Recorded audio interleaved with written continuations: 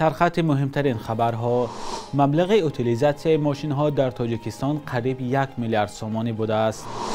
افسر پیشین در دادگاه گپش را دیگر کرد و یک نهاد زیرتابع پرزیدنت تاجیکستان از فساد در بخش تندرستی نگرانی کرد.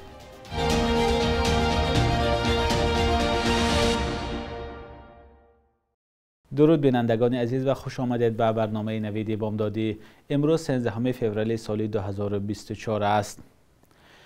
رئیس جمهوری تاجیکستان امامعلی رحمان برای آموزش عمیق زبانهای خارجی به دادرس‌ها و خدمتچیان دولتی 1 سال مهلت داده است. دستور امامعلی رحمان 12 فوریه ضمن دیدارش با دادرس‌های نفتعین شده صدا داد. دفتر مطبوعات پرزیدنت نوشته است در صورت اجرا نشدن این طلبات نسبت منصبداران چاره‌های ضروری عملی کرده می شود، اما گفته نشده است که اگر منصبداران زبانهای خارجی را از خود نکنند نسبتشان چه چاره اندیشیده می شود. دانستن زبانهای خارجی برای منصبداران تاجیک در گذشته حتمی نبود. حالا معلوم نیست که مقامات با کدام شیوه می خواهند به منصبداران دوام 1 سال زبانهای خارجی را آموزانند. روزنامه‌نگاران حساب کردند که از حساب انداز برای نابود کردن نقلیات یا اوتیلیزاسیون بودجه تاجیکستان میتواند قریب 1 میلیارد سومانی دریافت کند. سامانه تحلیلی خبر ازیا در گزارش نوشته است تا ماه اپریل سال 2023 در تاجیکستان بیش از 577,000 واسطه نقلیات به قید گرفته شده است.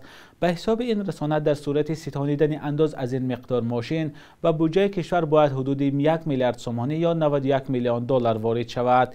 منبع می نویسد این مبلغ 2.3% درآمد عمومی بودجه را تشکیل می دهد. وکیلان مجلس نمایندگان آخر ماه دکبر سال گذشته سندی را تصویب کردند که از هر نقلیات در کشور انداز نو برای نابود یا محو کردن ماشین ها گرفته می شود.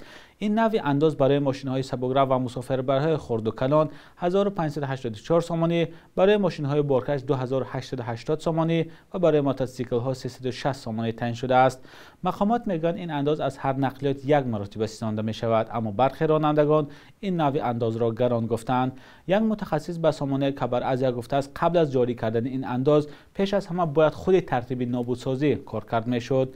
کارشناس نور سفرو گفته است در کشورهای پیشرفته چون این نوع انداز تنها بعدی به پرتابگاه بردن ماشین ستانیده می شود.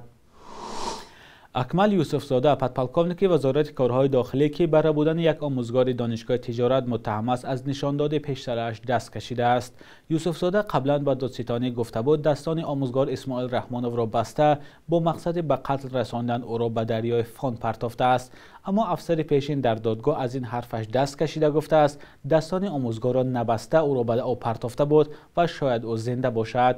اما با گذشت 8 ماه از حادثه تا حال جسد آموزگار پیدا نشده است. روز 12 فوریه در دادگاه عالی تاجیکستان مرافعه نوبتی افسر پیشین اکمل یوسفزاده و خویشاوند او اسماعیل جان شکوروف برگزار شد.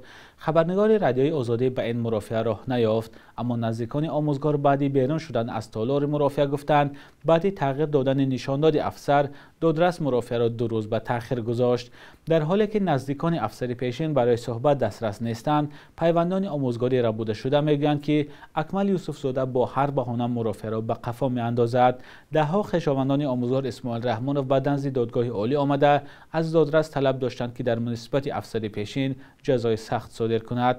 دادستانی کلی تاجیکستان ماه ایون سال گذشته اکمل یوسفزاده و خویشاوند او اسماعیل جان شکوروف را بازداشت نموده بود. هر دوی آنها به آدمربایی متهم هستند. پرونده آنها بعد 6 ماه تحقیق آخر ماه ینور به دادگاه عالی رسید. انتظار می رود تا آخر این هفته حکم اعلان شود. مرکز تحقیقات استراتژی تاجیکستان با نشر یک تحقیقات از فساد در بخش تندرستی کشور خبر داده است، اما جمال الدین عبدالله‌زاده وزیر تندرستی 12 فوریه در صحبت با خبرنگاران به نتیجه این پژوهش راضی نشد و میگوید برای کاهش فساد در ساحه زیرتابعش تلاش دارد.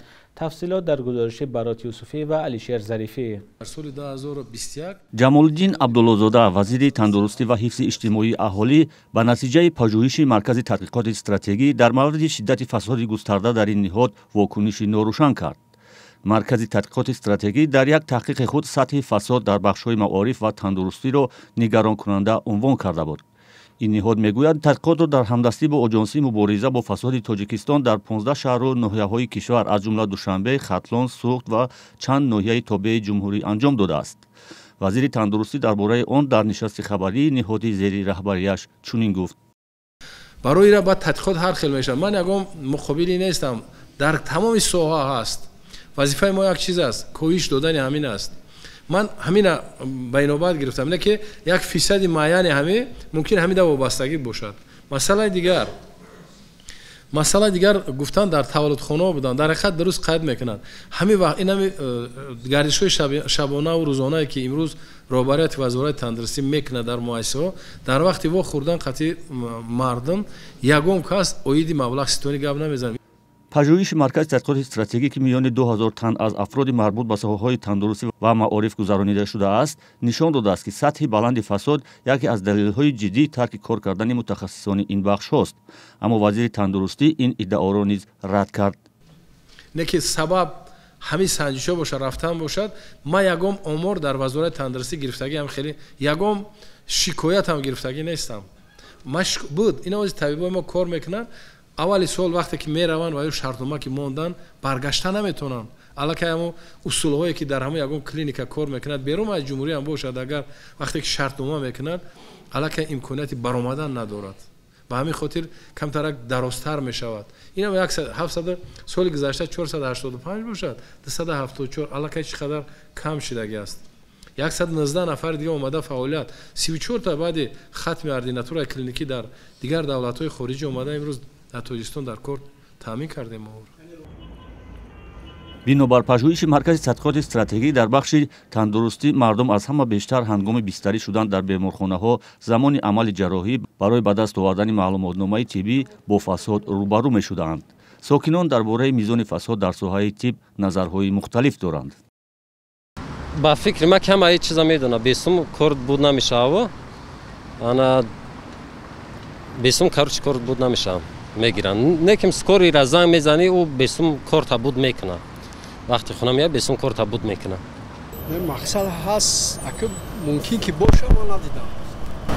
аки ягон таш хеле маҷбурӣ аймон худ талаб наметавонад.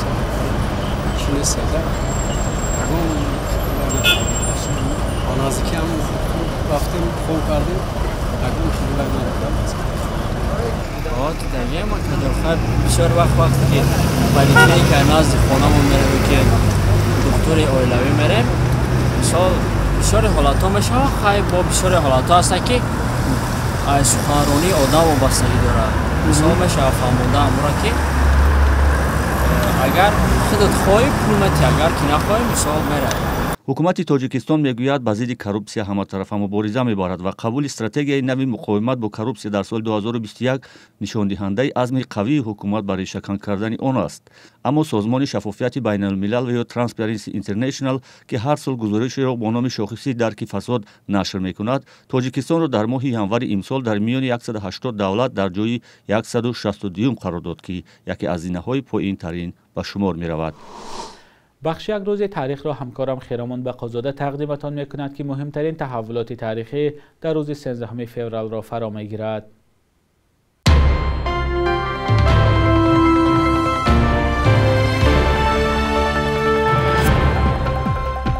13 феврал рӯзи ҷаҳонии радио аст. Дар ин рӯз соли 1946 аввалин бор барномаҳои радиои Созмони Милали Муттаҳид нашр шуд.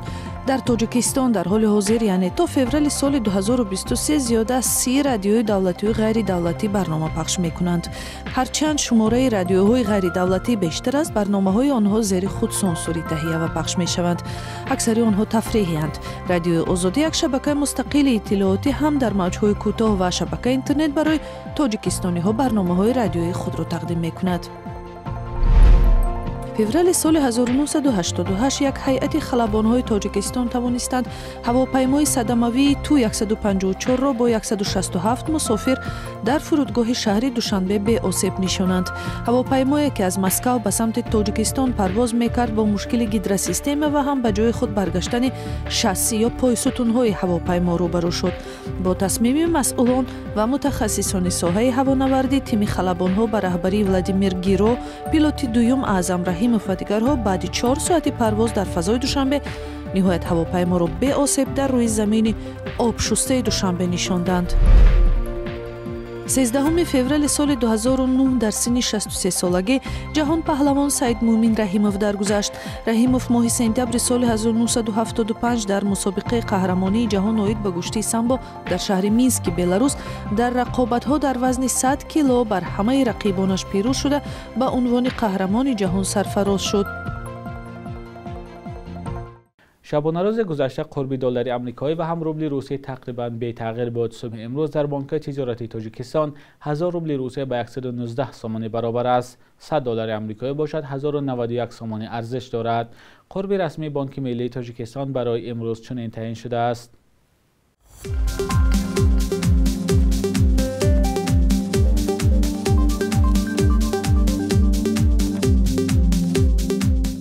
بینندگان عزیز، مهلت جدا شده برای برنامه نویدی بامدادی به انجام رسید. منتظر نظر و پیشنهادهای شما هستیم. خدا نگهدار.